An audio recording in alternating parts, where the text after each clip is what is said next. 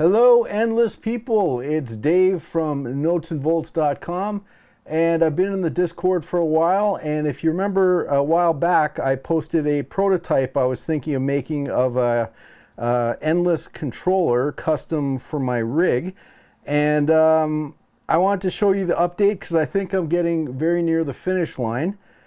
So here it is. Here's the enclosure, pretty straightforward. Just a USB. I don't know what type that is, USB jack, the big one on the back. And one thing to keep in mind, this white faceplate is just temporary. So as I'm designing, I like to print things out on printer paper. And when it's finished, I will get a custom one like this made black with white silk screen. So it's going to look sort of like this. Also, the knobs, all these potentiometers will have knobs like this one, but they're a real pain to get on and off, so I usually leave that to the very last step. But other than that, everything's kind of set. So let's do a quick demo of how this works. So in the main mode, basically you've got your loop buttons, 1 bar, 2 bar, 4 bar, 8 bar. These buttons here are your mutes, so I can mute and unmute different channels. And the cool thing about having the buttons is you can actually mute whole groups of channels, which is fun. And the top buttons here are your targets, and once again you can just select or deselect any targets you want, or multiples if you need. On the side here, these are your instrument or your sound source select buttons. So we got drums, we got keys, we got bass, we got sample, we got effects, and we have audio. So I kind of tried to keep the layout in the same spirit as the actual Endless program, so it kind of translates pretty well. And these potentiometers are going to be your faders, so your level for each channel. Now, this button here is very important. This is the shift button. So some of the buttons have dual functions, a shift function. So anything with this inverse text is a shift function. So if you notice this guy here, this is a start stop, right? And that will start and stop your playback. This guy here is a new pattern, so if I hit that, I basically get a new pattern with whatever the current mix is. These two guys here are my kit select, so you know it's the up and down arrows. So if I hold shift, and if you look at the drum rack, you can see the kits going down or up, and if I go all the way to the bottom, it just loops around to the top again. And yeah, that's the basic operation right there. But we have a second mode. So you notice I have a mix mode and a note mode. So mix mode is what I just showed you. If I go shift and then note mode, these keys now become the 16 pads, and I can play them, you know, just like I would any sort of pad controller.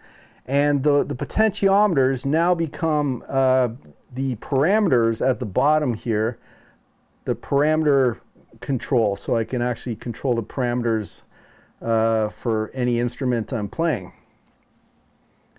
And that's kind of how it works. So let me do a little playthrough. I'll do a little loop and we'll see how it works in action. So of course I can hit start, and I gotta turn on metronome. There's no way to map that, so just do it with your mouse. All right, make sure a note, and then we'll do a little drum.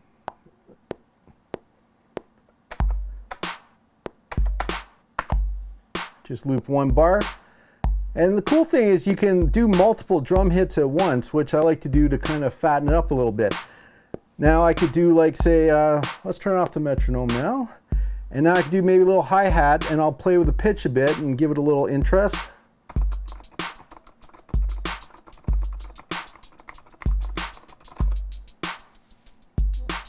All right, so we got that. And of course, I can go back to mix, and I can do a little breakdown or get rid of parts if I want to. Now let's go to bass, and yeah, this is a good one.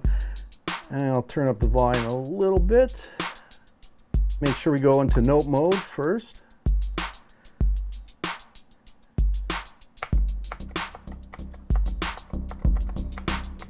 Take the reverb down a bit.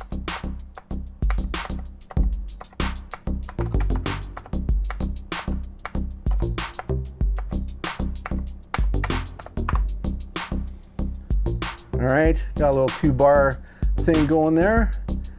Now let's go to keys. Once again, we can select our thing. Let's go to reveal. I like this one. And the cool thing is it kind of maps out, depending on what scale you have your session set to. I find if you skip buttons, you can kind of get the diatonic chords. Like I'm in a pentatonic scale, so it doesn't quite map out, but you get these cool kind of quartal chords, which sound really great.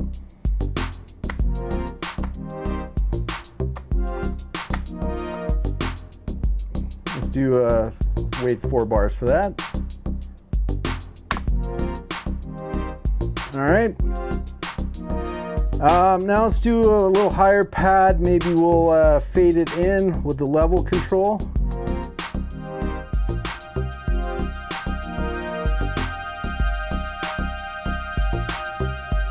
And fade it out. Okay, so let's go back to mix mode and let's do a little breakdown. Right, so you can take out whatever elements you want. Now here's a cool little thing. So the issue is, like, let's say I'm in, I set my reverb all the way down or something like that. So yeah, I turned this pot all the way down when I was doing my reverb. So right now, if I touched it, my bass sound would actually cut right out because it would pick up this is 0 and it would drop to match it. So that's not good. So what I did is I made a little thing where these remember where they were before I switch modes, and as I turn it, it's not going to do anything until I match the previous level, and then as soon as I surpass it, you can see now it's controlling. So that just kind of prevents like jumps in and out of audio and getting into trouble that way. Okay, so now we can maybe bring back the drums. All right, now let's, we're in mixed mode. Let us target that little swell sound, which is this guy. Let's go to effects. And we can go, so one thing you can't do is you can't select the different banks. So you gotta select the bank with the mouse or whatever. Let's go to gates so I can use my down arrows and make sure we're in key mode, and I can now select the parameters. That's kind of cool, I like that. So we'll do, add a little gate to that swell sound.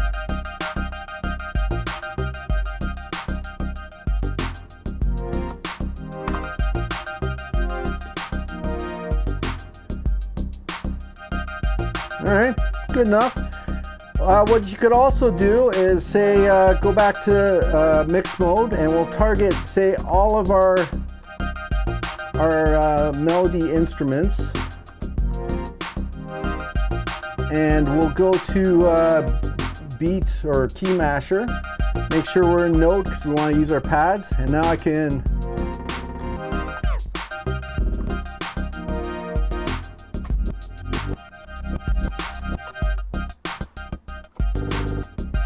or you can use the scratch if you hold the scratch. Right? But I like adding some little buzzes.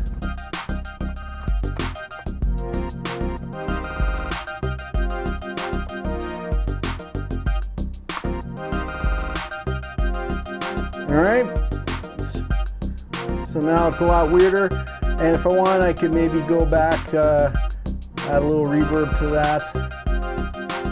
It's already selected, so I'll just mix in a little reverb.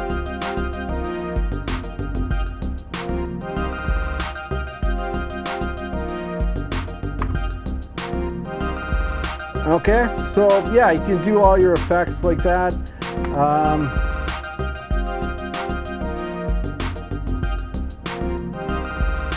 All right, now we'll go back to mix and I can say, we'll break it down again. I want to make a new pattern with this new little breakdown, so I'll hit Shift New. That creates a new pattern of this particular scene. And let's go back to bass. Let us add a little resonance and cut off.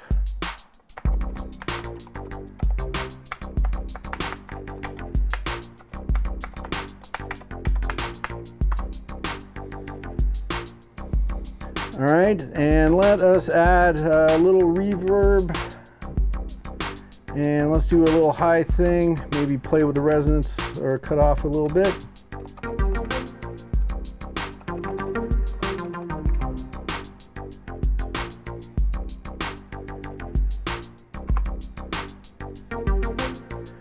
All right, and there you go. That's kind of the workflow.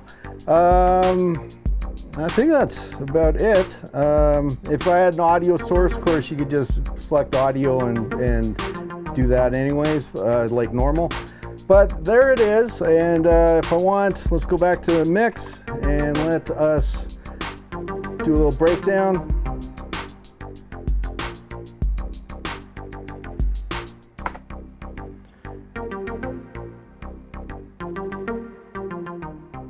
And we can even fade out if you want to get real fancy. But there you go. That is how it works so far. So like I said, if you have any cool ideas, the hardware is kind of set as it is now, but software can be changed. So sometimes people, a fresh set of eyes can come up with some really great ideas I may not have thought of, but there it is. And I guess I'll read your comments in the Discord. All right, take it easy.